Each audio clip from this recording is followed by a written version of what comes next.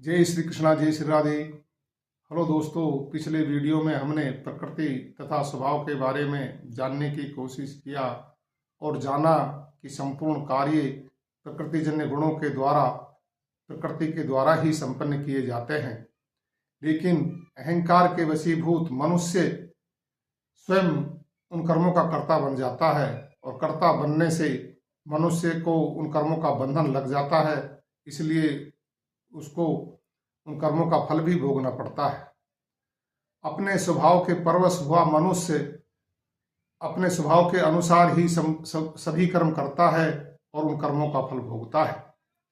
गीता 5वें अध्याय के 14वें श्लोक में भगवान श्री कृष्ण जी कहते हैं, न कर्तृत्व न कर्माणि लोकस्य सृजत प्रभु न कर्म फल संयोगम स्वभावस्तु प्रवर्तते। वे परमात्मा न तो किसी के कर्मों के न कर्तापन की तथा न कर्म के साथ कर्मफल के संयोग की ही रचना करता है।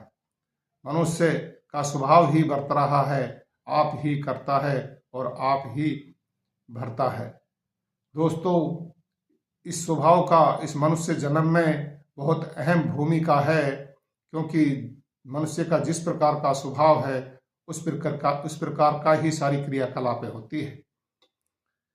अच्छे आदमी का जिसका अच्छा स्वभाव है उसकी सारी क्रियाएं अच्छी होती है। उसका खान पान, रहन सहन, बोली भाषा तथा संपूर्ण क्रियाएं ही अच्छी होती है। और जिस मनुष्य का स्वभाव गलत है उसकी संपूर्ण क्रियाएं, खान पान, रहन सहन, काम धंधा, हर प्रकार का सब चीज की सोच भी उसकी उसी प्रकार की होती है। इस स्वभाव को इस मनुष्य जन्म में ही बदली कर सकते हैं, क्योंकि इसमें मनुष्य के पास विवेक और बुद्धि का साधन है।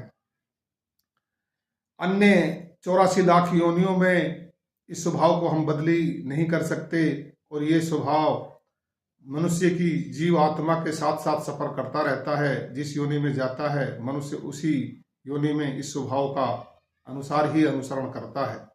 इसलिए दोस्तों, इस स्वभाव को इस मनुष्य जन्म में रहते हुए, धार्मिक शास्त्रों को पढ़ते हुए, अच्छे विचार रखते हुए तथा किसी भी प्रकार से इस स्वभाव को सुधारना बहुत जरूरी है। अन्यथा 84 लाख योनियों में जिस प्रकार का हमारा स्वभाव है उसी प्रकार से भ्रमण करना रहना पड़ेगा। जय श्री कृष्णा, जय श्री राधे।